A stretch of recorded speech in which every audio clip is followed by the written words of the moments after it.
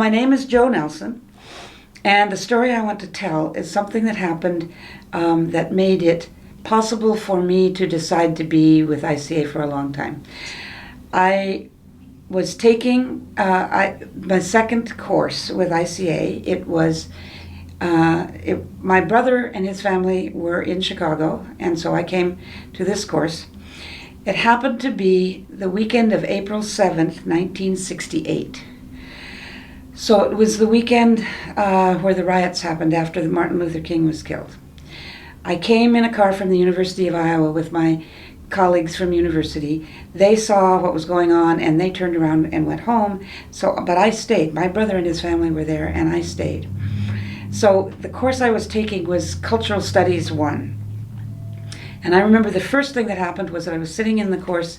It was downstairs in the building in Fifth City.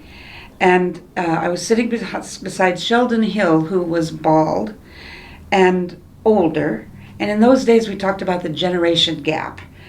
But I didn't experience any generation gap. He understood what I was talking about. I understood what he was talking about. We were in the same place.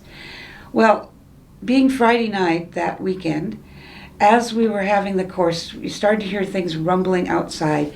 And at one point, we saw legs. At the building, the room was below grade, but the window was at grade. Saw legs with gun butts running by, and the riots were starting. So at the end of the session, I went up to my room on the 4th floor and looked around, and there were fires within several blocks of the building on 3 sides, and the 4th side was Eisenhower Expressway. So I decided to go over to my brother's apartment and hang out with them and their little kids. And as we were there, the knock came on the door to evacuate the building. Someone had broken in and tried to start a fire. They put it out. They talked the people back out the door, but we decided it was necessary to evacuate. There was a tunnel between our building, our compound, and the hospital next door. It was an old, unused tunnel. It had been there from years before. We opened it up and we went through the tunnel into the hospital next door and spent the night in the hospital. It was apocalyptic. The National Guard would open the doors to come in to get a cup of coffee, and smoke would pour in. Someone had a transistor radio, and there were reports of massive riots in all the major cities in America. I spent the night trying to keep my niece and nephew occupied because they were, 6 and 4 maybe, very small. The next morning at 6 o'clock, and this is a good thing to know, at 6 o'clock, all the rioters were exhausted, so we walked back across the street back to the Institute. And all of the staff gathered in room A. A couple of the women took the children into another room and did something with them. There were only 3 of us who were not staff of the Institute that were there that day, at that point, because all the other participants had gone home. There was the chair of the board, and I don't remember exactly who it was at that time in 1968. I think it was Don Moffat, but I'm not sure. There was another woman who was a student in Nebraska, and there was me. And we had had a really good way to get out, so we were there. So I stood there at the edge of the room and watched the staff of the Institute talk through all the implications of staying or leaving the community.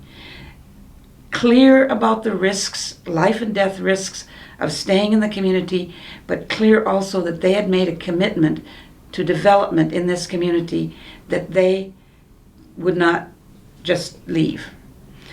And so the community made a decision, the staff made a decision by consensus to stay in the community that they had pledged to work with and to take the life and death consequences of staying there.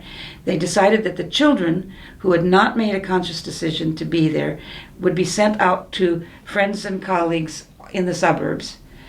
And the women who were carrying children, who were pregnant, that was the most controversial, that they would also be sent out because they were carrying children who had not made a conscious decision to be there. but that the others would stay and work with the community. As a 19-year-old with no belonging in the community, I got sent out with the kids. And I was sent to the friends of friends of friends who were in Lake Forest, Illinois, which at the time was the richest town per capita in the world.